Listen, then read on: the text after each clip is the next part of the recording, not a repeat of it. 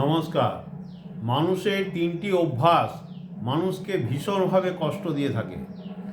শনিদেব ন্যায় দৃশ, যার উপর প্রসন্ন হয়ে যান তাকে রাজাতুল্য করে ফেলে, আর যার উপর কুদৃষ্টি পড়ে যায়, তার উপরে রেগে যান, তাকে ভিখারি করতে দেরি লাগে না।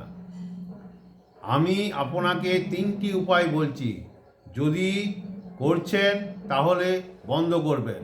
প্রথম, কোনো বৃদ্ধ ব্যক্তি, গরিব ব্যক্তি, কুজো ব্যক্তি বা খোড়া মানুষকে কষ্ট দিচ্ছেন, তাহলে শনিদেব আপনাকে কষ্ট দিবেনই দিবেন।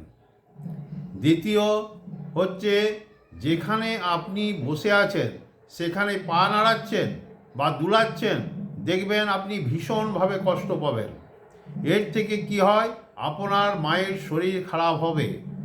তৃতীয় হচ্ছে, শনিদেবকে যখন মন্দিরে প্রণাম করতে যাচ্ছেন বা দক্ষিণা দিতে বা কোনো কিছু দান করতে যাচ্ছেন, তখন কি করবেন, হাত পিছনে রেখে শনিদেবের চোখের দিকে না তাকিয়ে শনিদেবকে প্রণাম করবেন।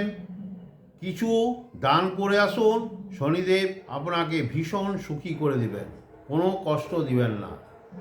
নমস্কার।